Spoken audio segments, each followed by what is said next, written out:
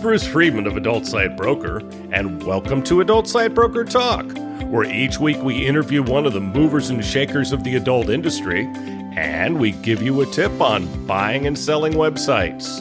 This week we'll be speaking with adult industry attorney Michael Fattorosi.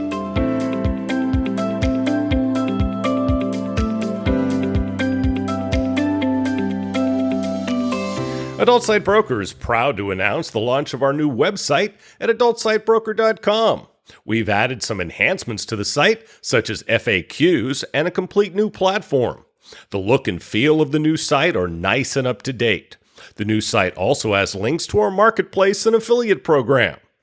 Plus, don't forget ASB Marketplace, the first platform where you can buy and sell adult sites and domains for free. ASB Marketplace allows buyers and sellers the chance to come together on properties that are valued below our company's minimum of $50,000. Don't pay for other marketplaces when ASB Marketplace gives you this service for free. Visit asbmarketplace.com and sign up as a seller or as a buyer today. And of course, there's ASB Cash, the first affiliate program for an adult website brokerage where you can earn as much as 20% of our broker commission referring sellers and buyers to us at Adult Site Broker. Check out asbcash.com for more details and to sign up. Now let's feature our property of the week that's for sale at Adult Site Broker. We're proud to offer for sale one of the most famous affiliate programs in the adult industry. They're a subscription-based dating, adult social network, and CAMS affiliate program with exclusive ownership of custom-developed websites and offers in straight, gay, hardcore, and mainstream niches. They've been a prominent and sustainable affiliate program for 18 years. The company has weathered countless industry changes and regulations and has always paid its affiliates well and on time. This includes the entire affiliate database with historical performance data, plus the email list with 6.4 million active addresses. The technical platform has recently been rewritten and is modular-based and built for scale. The entire system is hosted in the cloud, which allows for easy third-party integrations, scalability, and cost optimization. With a focus on billing optimization, traffic monetization, and risk mitigation, the business intelligence system and team have been designed to maximize lifetime value and build a sustainable and long-term stream of passive income. There's a full technical infrastructure, including billing, load balancer, gateway integration, and call center tools with customer support and content moderation. This is a turnkey business that would allow anyone that is great at traffic acquisition to own the entire life cycle and lifetime value of the customer. It has the technical infrastructure, reputation, relationships, and systems and processes to massively scale revenue. All this for only $2.95 million US. Now time for this week's interview. My guest today on Adult Site Broker Talk is adult industry attorney Michael Fattorosi for a return visit. Michael, thanks for being with us again today on Adult Site Broker Talk. No, thanks for having me on again, Bruce. It's my pleasure. Now, the law offices of Michael W. Fattorosi were established in 2002. Michael originally set up in LA and now lives in the Netherlands. He represents various types of clients in adult entertainment. Depending on the issue, he can represent clients within all 50 states within the U.S., as well as in Canada, Europe, Australia, and the UK.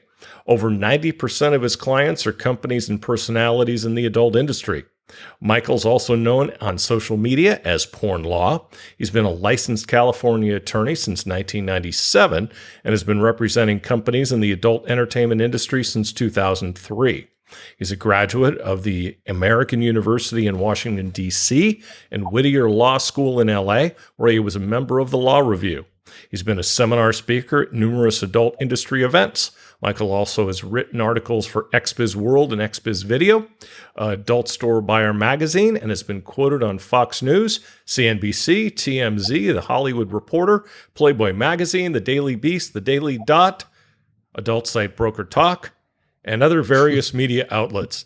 He's been interviewed and appeared on KTLA TV News in LA, and he's been seen on reality TV shows My Bear Lady 2, on Fox Reality, as well as The Right Hand and Web Dreams on HBO and Showcase Canada.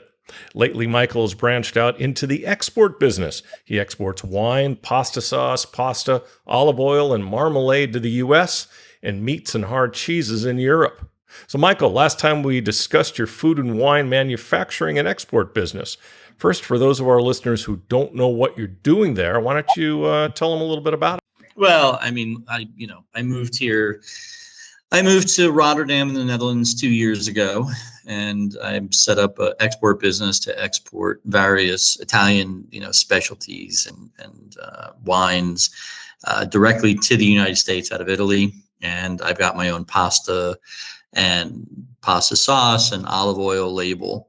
And I also import into the Netherlands for distribution into restaurants and to somewhat, small private sales, but it's mostly restaurants. A lot of my products are carried by the largest Italian grocery store in Amsterdam. So if you ever go to Amsterdam, you can find my wine there right now. Nice. Yeah, it's not that I'm bored with the law, but it's sort of like, I'm 52, and Oh, God. at 50, I decided that I was going to enter into the last phase of my life.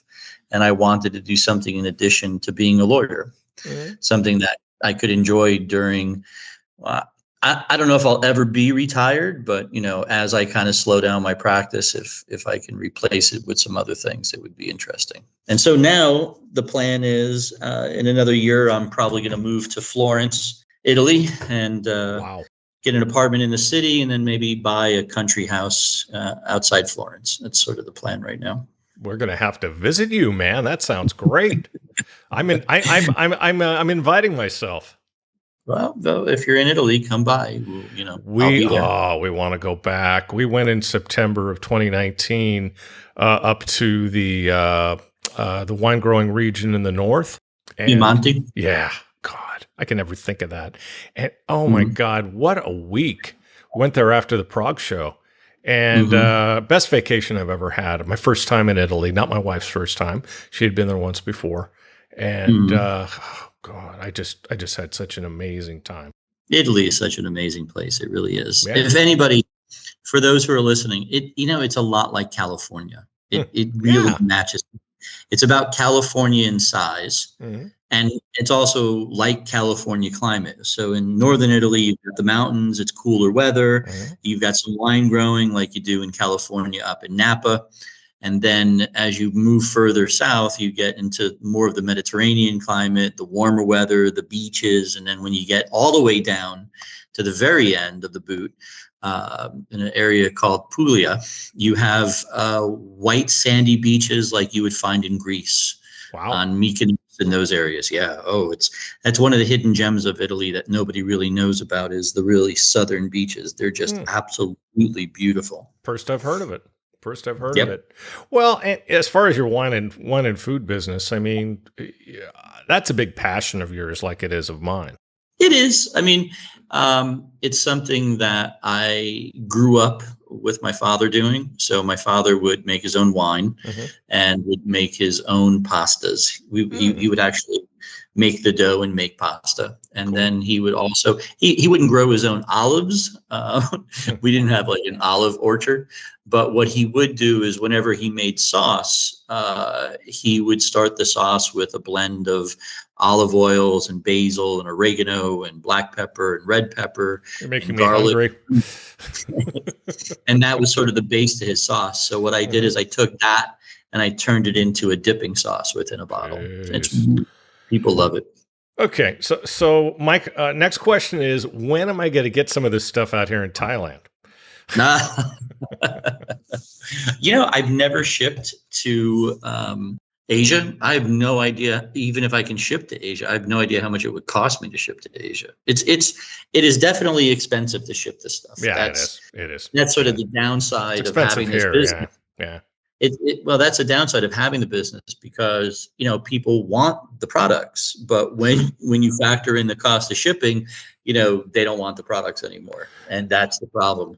It's almost $100 to ship a box to the United States. How much? $100. Yeah, I know. I know. So when you add in the price on top of that of the products, you're talking about a $200 purchase. So yeah, and here you got to add all the taxes in, and the government yep, here is absolutely criminal. Well, which one yep, isn't? But this yep. one more than anything else. So I guess the business is going well. Right now I'm trying to decide what I want to do with it because of the plan to move to Italy next summer.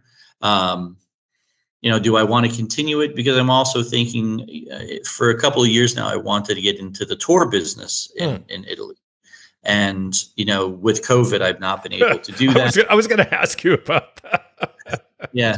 Well, I started the tour business in 2018. Oh, okay. That was sort of like a launch, but then we really didn't launch in 2019, and then it was summertime, so we didn't really get any bookings. So 2020 was going to be the year, and then of course, and then 2021 we thought about it. Then I was like, no, there's probably not going to be enough, and now I'm trying to decide if 2022 is the year.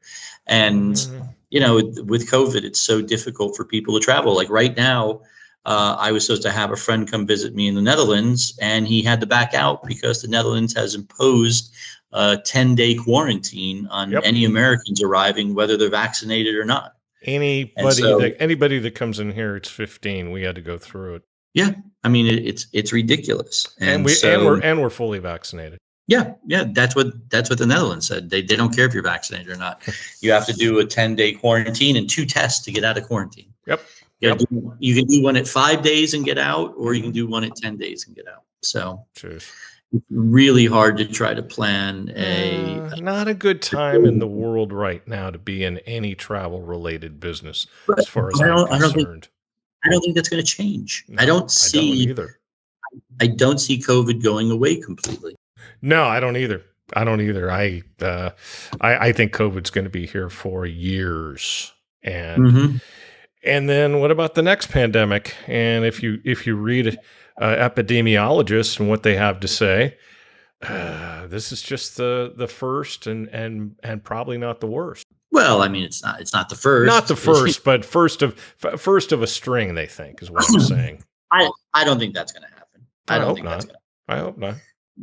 I mean, these things, it's what the last one was 100 years ago. So, I mean, I doubt if we'll have another one in 5 years or 10 years or 20 years, or maybe 50, 60, 70 years.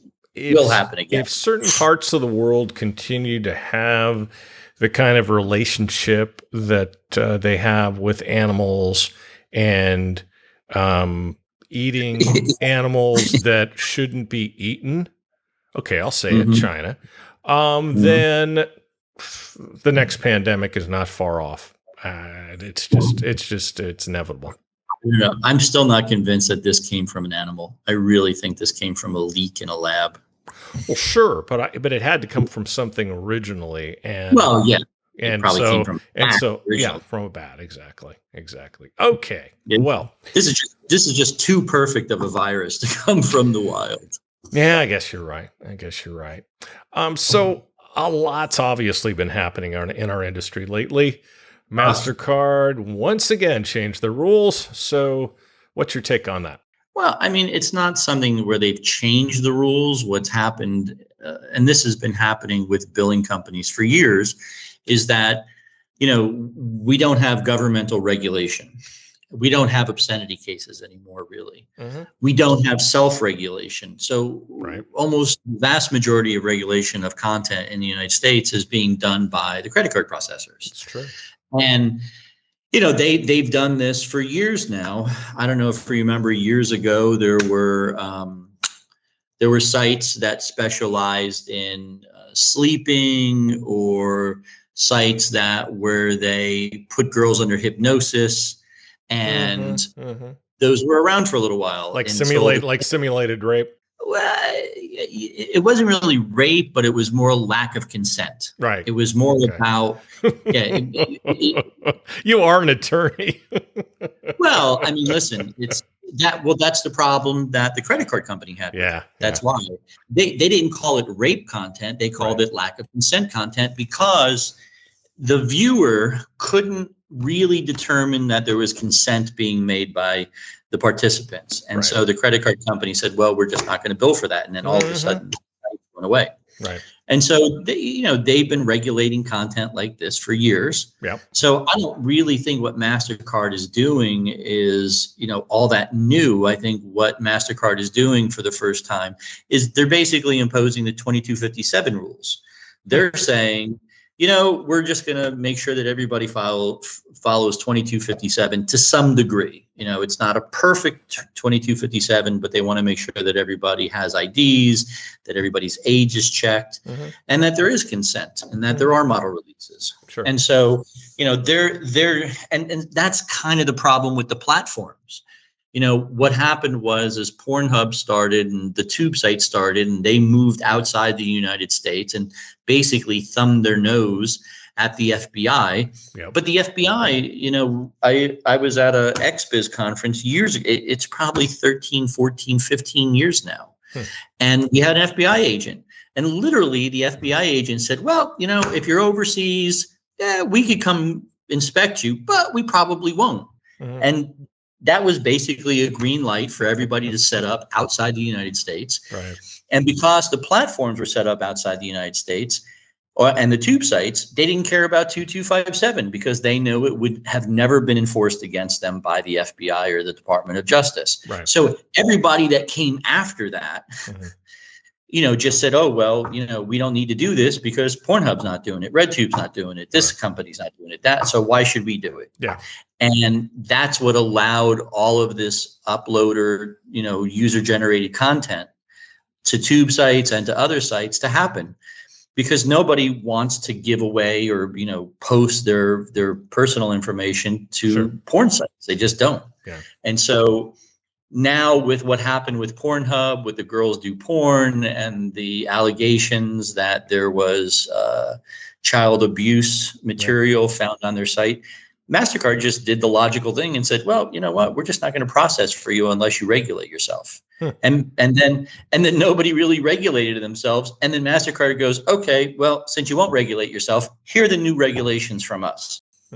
And that's where we are now. We're, 1 month away from regulation by MasterCard.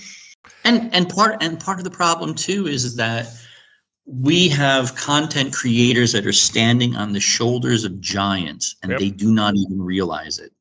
They are out there creating content, and luckily First Amendment, but they don't realize that people went to jail so they could have the right to make $30,000 a month off of OnlyFans. And they don't care about the law. They don't. They don't care. They don't care about 22. They don't even know what 2257 is. They don't even know what a model release is half the times. And, they think, oh, well, the platform, this is what I'm paying my 20, 30, 40% cut to the platform is so the platform can take care of those issues for me. And the platform looks at it like, not our issue. We're a secondary producer. You've got to keep the records. We don't care. Right. And that's where MasterCard steps in and goes, well, no, we're going to change this whole thing up. We're going to make sure everybody has the records. Well, in the final analysis, that's not necessarily a bad thing either.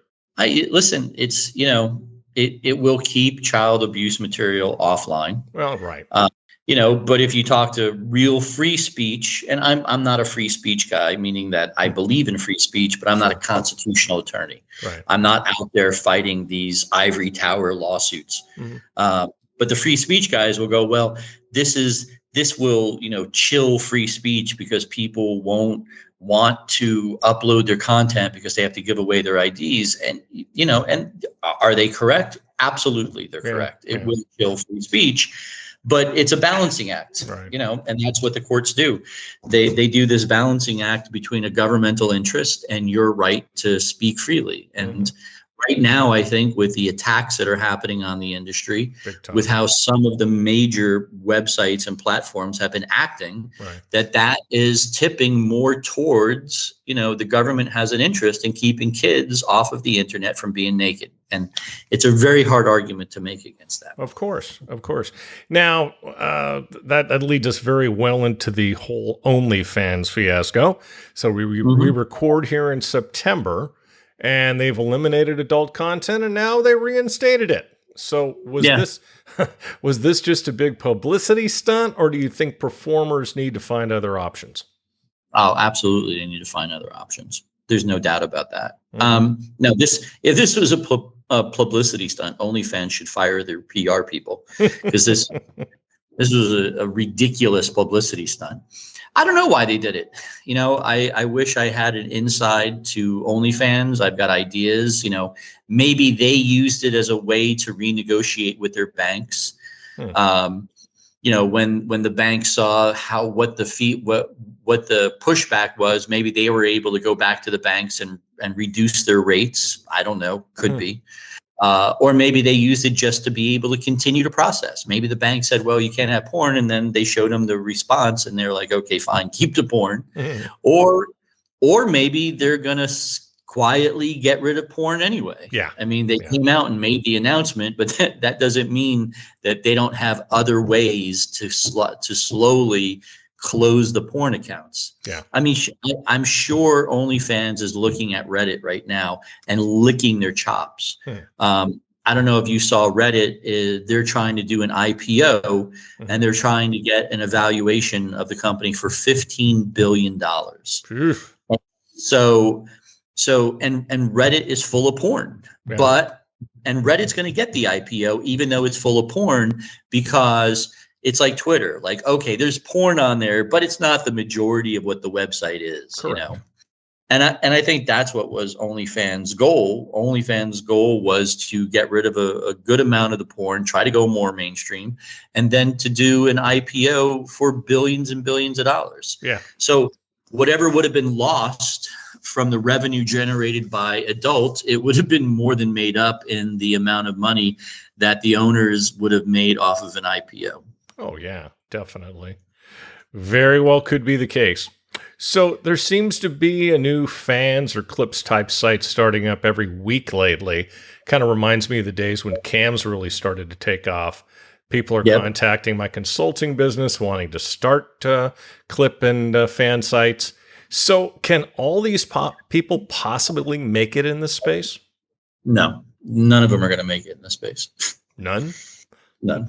No. I mean, this is what nobody understands about these sites. And everybody thinks, oh, well, it's easy money. Well, what they forget is that the biggest, and I am the attorney for one of the biggest platforms out there right now, which is AVN Stars. So I have, I have a certain position that I was able to see this as it started with AVN Stars. And what people don't understand is that it's very easy to defraud these platforms because there are parties in Russia and Ukraine and other areas of the Eastern Bloc where they trade in illegally gotten credit card numbers.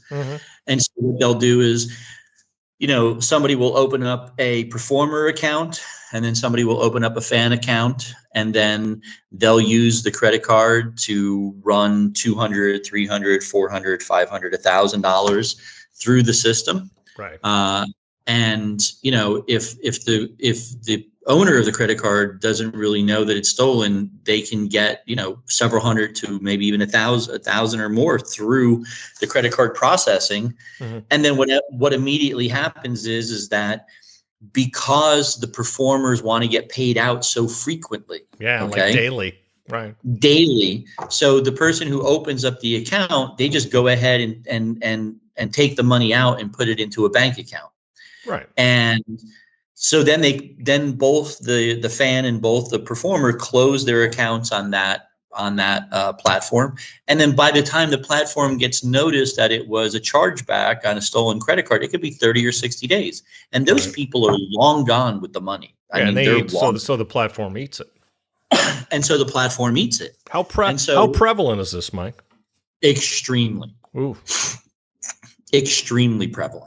And that's what people don't understand, is that in order to open up one of these platforms, you have to have a shitload of money sitting in reserves to deal with the fraud that you're going to be hit with for the first several months or up to a year, because what it requires you to do is have a very robust fraud department. You need to have people sitting on your site 24 hours a day, 7 days a week, because you have to cover every single time zone in the world. Right. And you need to be able to catch these accounts and stop them before before they open. So, if you have a situation where, people can certify their accounts and open them up without somebody checking it out, that's a problem. And if you could have people who remove or can create the payment to their bank account without it being approved, that's a problem. Yeah. And so, all these sites that are coming forward, I doubt highly if they have the staff, the money, the investment to have that type of robust customer service on the back end, where, they've got 10, 20, 30 people working 24 hours a day across several time zones that are checking every account that's being made. Because what'll end up happening is that, after a while, you'll see patterns. You'll see patterns in the way the fraud happens, and it will help you fight the fraud. You won't. There will still be fraud, but you can bring down your monthly losses a lot. Sure. And these sites work on such a low overhead. I was going to say that. Yeah. I mean, a low profit margin. Because they're only taking 20%. Some are only taking 10%. And it's like, some are doing 100% promos now. Yeah. And that's just ridiculous. And that is just absolutely ridiculous, because they're getting hit, they're making no money. Plus you're getting hit with fraud, and they're just doing that to try to stay afloat, more so than anyone else. Right. But yeah, in a year, there could be a lot of money lost for fraud. And that's what people who are opening up these sites and see, and that's the thing too, that's sad, is that the performers, the content creators, don't realize this. Yes. They're going to go join up at whatever site that their friend says to go join up, and they don't do the homework. Right. And they don't talk to people. To me, this was the same thing back, 15 years ago, when girls were flocking to Los Angeles to get into porn. Yeah. They weren't doing their homework on the agents. And a lot of them were signing up with bad agents. And then once they signed the contract, they were like, oh, shit, I'm stuck. And they were calling me to get out. And I'm like, you got to call me before you sign the contract, not after. Exactly. And so the same thing's going to happen here, is that a lot of performers, a lot of content creators are going to sign up with really bad platforms, and they're going to get fleeced, or they're going to get defrauded, and the platforms are going to go down, and they're going to waste all of that time putting all of that effort into marketing that platform, and that platform won't exist in 6 months. You talked about the fraud patterns. A person joins, and then a model joins, and then that person's feeding the model. You would think that those types of patterns could be pretty easily picked up by AI. Yeah, but who's got the money to spend on AI? Yeah, I guess. Yeah. I mean, listen, I've got clients that use AI for, child abuse material, and for other things. But AI, from a programming standpoint, is really expensive. And even if you use a verification company, somebody who wants to defraud you is going to get around anything that you put in the way. And really, the only way to stop the fraud would not be acceptable. The only way to stop the fraud would be to tell models, we're not paying you out for 30 days. Because 30 days is usually enough time to know whether or not a credit card is going to be charged back because of fraud or for some other reason. But nobody what model is going to sign up, or what content creator is going to sign up for a platform that says we're not paying you for 30 days? None of them will. Yeah, because they've been spoiled by, daily and every 3 days and every week payouts. Yeah, I mean that's the thing. OnlyFans is an 800-pound gorilla in the room, and they can afford to take on losses that other companies can't even begin to fathom. Yeah, because they just generate so much cash. And that's what people don't get. Like, oh, well, OnlyFans and all of these other companies are equal, and they're not. OnlyFans is way above everybody. Oh, of course, of course. So these types of sites are the big thing now. Now, from your insight in the industry, what do you think the next big thing will be? VR. Really? Yep. I mean, to me, VR has kind of lagged. It kind of got started with the bang. There's a handful of sites that seem to be doing pretty well with it, but I don't know. I mean, it doesn't seem like anybody's really lighting the world on fire. Am I wrong about that? Well, you're going to see somebody light the world on fire pretty soon.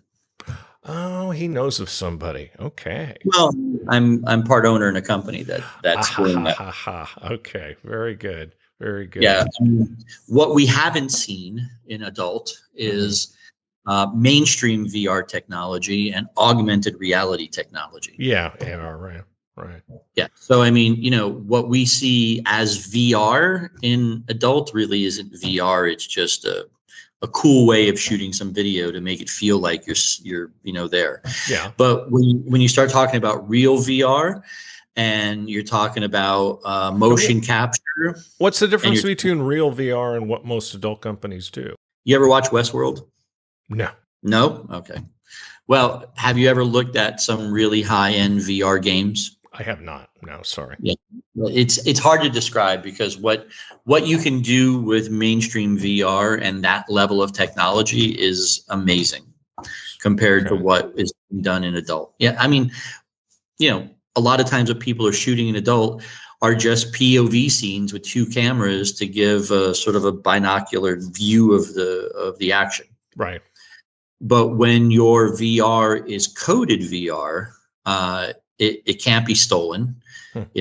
It survives on its own servers, and it enhances and it brings to life a level of interaction that you just can't get with somebody shooting like a POV VR scene where, you instead of looking at it on a flat screen, you feel like the girl's, but she still doesn't feel like she's there because there's nothing else you're doing with it. And nobody's doing that in adult right now? Not that I'm aware of. Nope. But this project you're working on will. Yep. Interesting. Got to keep me posted on that. And I mean, why can't it be stolen? That's not a question for me. But what I've been told is that it's not like a video. It's not a situation where it's a video that you upload to a website. It's the ability of the headset to interact with the server. Oh, okay. So it basically can't be downloaded. It can only be streamed. I think so. Yes. Okay. Again, not the tech guy. Yeah, I'm not the tech guy either. So if you gave me the details, I'd probably go, huh? So there you go. They didn't. I'm not a part of the group for my tech skills. I'm part of the group for my legal skills. I kind of figured as much. Well, when it's ready to try out, I definitely want to be among the first. It sounds exciting. It really is exciting. Like I've been working with them for 6-7 years now, and I've watched their technology just explode. And so it's going to be something that the adult industry has never seen before. And it comes down to whether or not people have headsets. And everything that I've read, everything that I've seen over the next 3, 4, 5, 6 years, there will be more reasons to have a headset, and that'll be able to make it more accessible for more people. Won't the point of entry be pretty high as far as the equipment to shoot it? I don't think so. I think it'll be in the terms of $300-400. In terms of shooting it? Oh, you shooting it? I thought you meant the headset for the fans. As far as shooting, I don't know what that would be. Yeah. How long until it's going to be available? That I don't know either. Okay. Okay. I won't ask any more questions. You definitely got my attention. So now, Mike, this industry's always been under attack. Okay. Yeah. But it seems like the attacks are coming more frequently and even heavier than before. Does it seem that way to you, or is it more of the same? No, it seems more. Okay. It's always been under attack, like you said. It depends where the attacks are coming from. Everybody likes to use porn to raise money. Sure. AIDS Healthcare Foundation did it a couple of years ago with the condoms and porn stuff, and they were able to raise money from that. And now we've got Nicosi and Exodus Cry. If you go look at the tax filings for Nicosi, National Center of Sexual Exploitation, I think is what it stands for.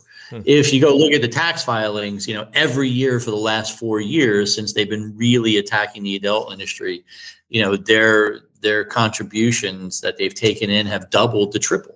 Right. So, I mean, it's a good football for them to kick because it brings in more donations. Yeah. And then those donations are funneled to attorneys who drive the litigation against the industry, which, just makes more donations come in. So it's good business for them. Yeah. Nonprofit, my butt. Well, they're not. I mean, yeah, they're profit. I mean, they're I think on staff attorney makes $175,000 a year. Mm-hmm. Their director, or maybe their director makes $175,000. I'm not, I looked at it, but I didn't memorize it. You didn't memorize it. Yeah, but overall, this is a reiteration of morality in media, and they've been around since 1962. They're not new. It's not like they just popped up out of nowhere. They just renamed themselves. Yeah. And they used to try to get the government. They used to lobby the government to attack porn, and then the government just has no interest in attacking porn anymore. And so they decided to do it themselves through these, sex trafficking litigation cases that they filed. I think they're up to 3, 4, maybe 5 even. Which is ludicrous. Yeah. And, what's sad about it is that the FSC is not really providing any assistance with that. Really? I represented a small company in one of their litigations, and, the FSC is silent on this. And I wonder why. Because I don't think it's good publicity for them. That's why. Why? Because they don't want because sex trafficking is mentioned. Yep. And it's not, when FSC was formed many years ago, the idea was so the companies could join together, donate, and create a legal defense fund. Right. And FSC has moved so far away from that, it's ridiculous. And now they don't provide any legal defense fund. And, I'm not sure why people still join the FSC, but they do. But the FSC is not helping out small companies or even medium-sized companies with defense of these cases. Interesting. Very interesting. Now, I see sex workers are now fighting back with some bank protests. Do you see this doing any good, or is it going to backfire? No, well, it's not going to do any good. I don't know if it'll backfire. I mean, it's like sitting at a picnic and an ant crawling across your toe. Are you going to stomp down on the ant, or are you just going to let it crawl across your toe and leave? If they become annoying enough, then yeah, it could cause problems with the banking, with the processors and the banks. It's the last thing that we need in the industry. Right. But, I said it on xbiz.net. I said, the banking industry could turn off adult tomorrow and they wouldn't miss a beat. And there's this idea in porn that, they need us. No. No, they don't. American Express left 21 years ago and never looked back. Yeah, they seem to be doing pretty well. Yeah, exactly. So, I mean, the amount of e-commerce that happens on a daily basis, they wouldn't even probably notice that adult was gone. And that's the problem. I mean, adult used to be the big dog, but that's not the case anymore. No. I mean, who in adult is sending rockets to Mars? I don't know. Alec Helmy, maybe? I don't know. There isn't anybody rich enough in porn to build a spaceship. Yeah. We're not the big dogs. Amazon's the big dog. Of course. I mean, maybe 20 years ago, porn was important to billing, but not anymore. Right. So this is something I have a little bit of trouble understanding. Maybe you have a better take on it. NFTs seem to be all the rage now, and they seem to be gaining steam in adult. Is this a trend that you think is going to continue, or is it a flash in the pan? I don't know. I'm kind of clueless when it comes to crypto and NFTs. Yeah. I've got a client that's got a token, and problem with NFTs is that it has to be something special, I think, and it has to have a blockchain attached to it. Right. And I don't know how many NFTs in porn have blockchains attached to it, because without the blockchain, then you don't have ownership rights. Right. And so, there's another thing I heard about bin finance, but that's not really blockchain. Mm-hmm. So I actually just, I don't want to call him a client yet, but there's a crypto coin that just approached me to help represent them in the adult industry, because they want to do crypto with an adult and they want to do the NFTs. And so, I had to put him in touch with somebody that I know, because he knows blockchain and he knows adult and he knows crypto. So we just had a discussion about it. But interesting. It's there's what, less than 1%, maybe there's 1%, maybe 2% of all transactions in adult have to do with crypto. So I mean, if until it reaches mass acceptance, it's just a novelty in adult. Well, it'll certainly go up if the credit card companies dump us. Well, I know, because even then, I don't know if it'll go up, because you can buy crypto with credit cards. Yeah, that's true. That's true. So, I mean, and I don't think the credit card companies are going to dump us. I doubt that. I think the credit card companies will be dumping sites. I think that will happen. I think, after these regs go into effect, whether it takes 2 months, 6 months, a year, there will be spot checks on companies by the banks and the processors. Yep. And if those companies don't have the documents in order the way MasterCard wants, then and if it's egregious enough, I think that they're just going to have their billing shut off, just like what happened with Pornhub. Yeah. If you're missing one, for a few days. Oh no! I think depending on how egregious it is, they just pull the billing period. Well, they did, but they reinstated it. MasterCard didn't reinstate it for Pornhub. They didn't? I don't think so. No, they reinstated it for browsers and things like that. Oh, I thought they got reinstated. I thought I read an article about that. So these crypto clients, are they paying you in crypto? No. Inquiring minds need to know. So I do not accept crypto for payment. Okay, everyone, you got that. So with performers having more control over their content these days, do you think there's still a future for membership sites? I think so.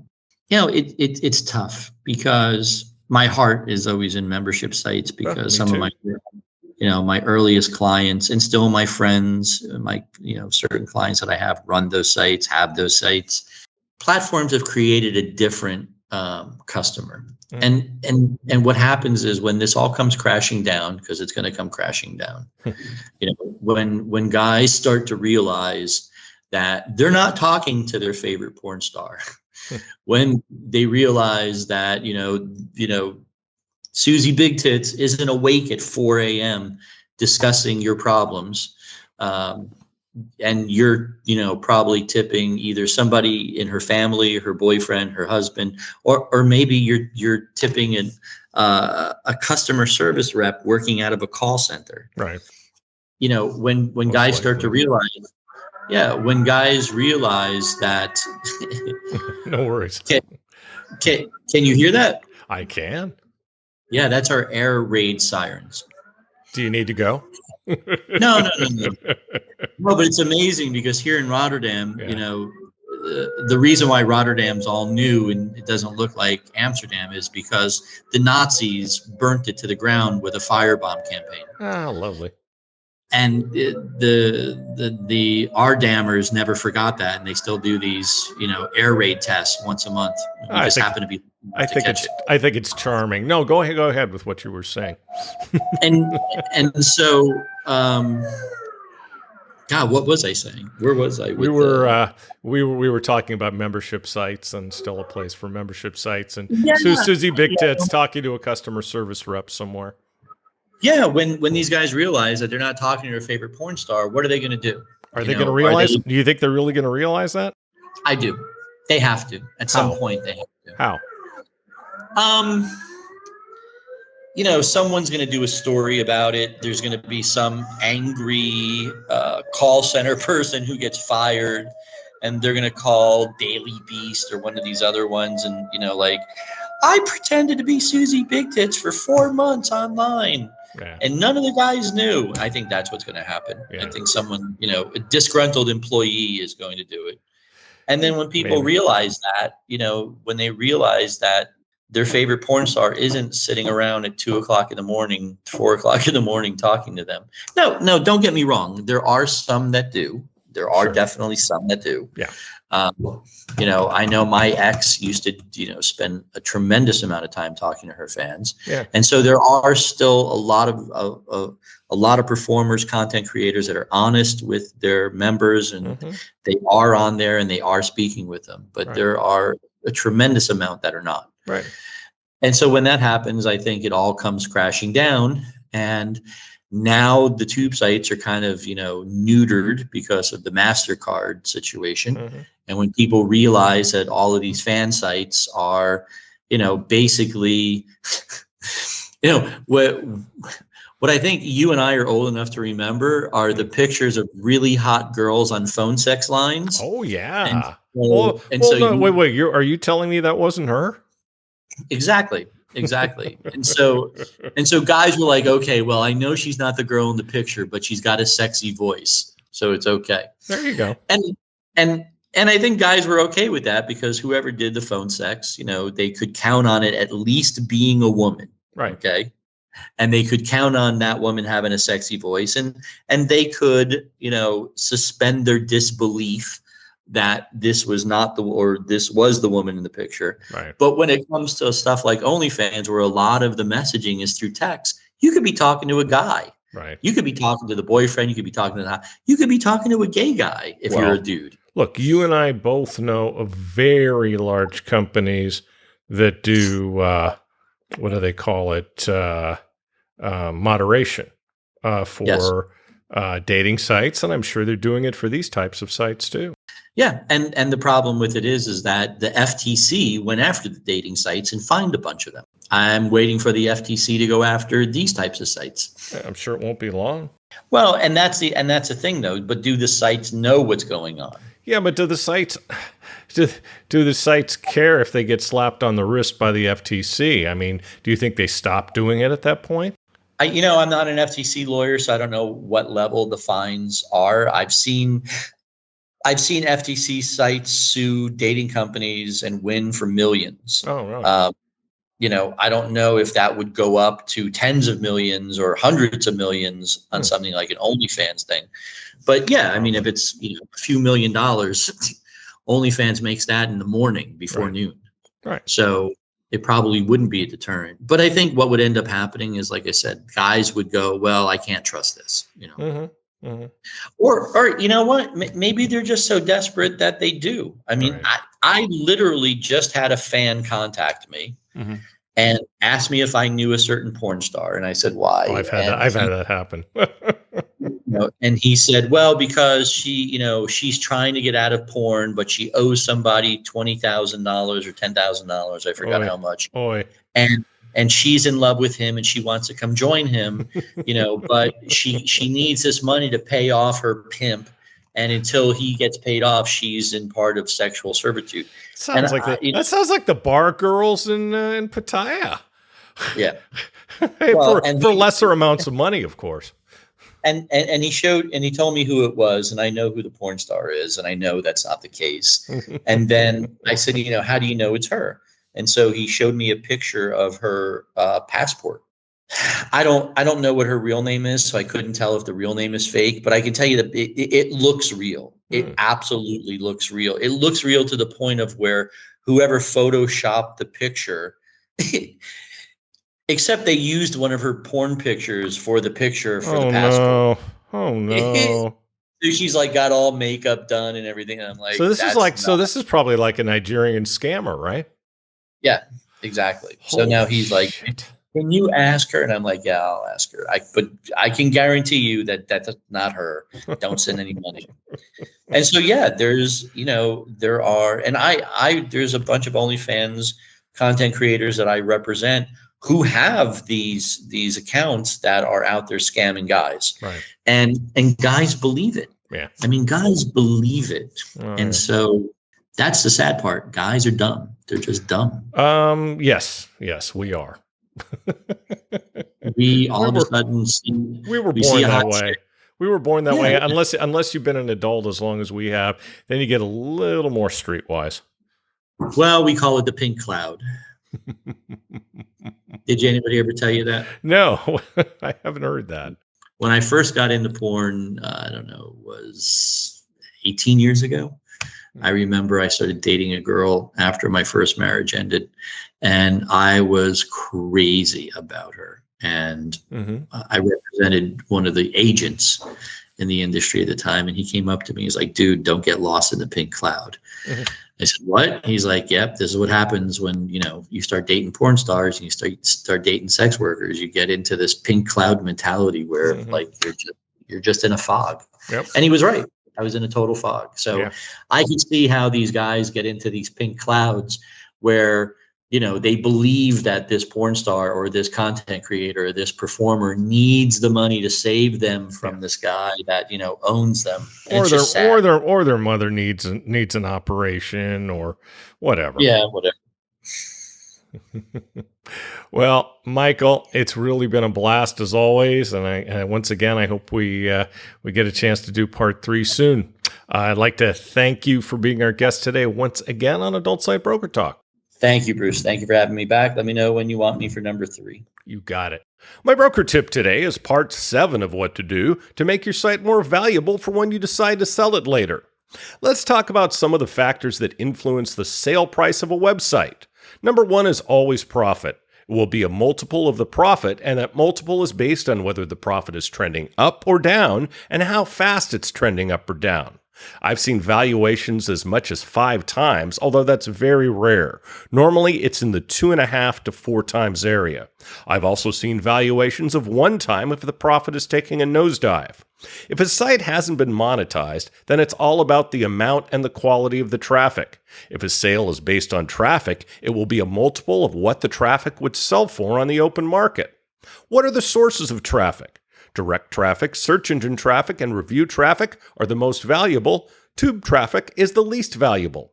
Is the traffic reliable and sustainable? What is the traffic history? In a rare case, the valuation will be based upon revenue. The same factors apply to that as to profit, and the valuations will, of course, be lower than those of profits. How old is the website? Is the domain a .com or something else? .com is still king. What is its Alexa rating? How many inbound links are there? How much staff does it take to run the site? How many email addresses do you have? In the case of a dating site, this is very important. Another factor can be the reverse engineering cost. How much would it cost to build a site from scratch and drive the same amount and quality of traffic to it, and how much time would be involved? What's the lifetime value of a customer on the site? Next week, how to buy a website. And next week, we'll be speaking with Maverick UK producer Terry Stevens. And that's it for this week's Adult Site Broker Talk. I'd once again like to thank my guest, Michael Fattorosi. Talk to you again next week on Adult Site Broker Talk. I'm Bruce Friedman.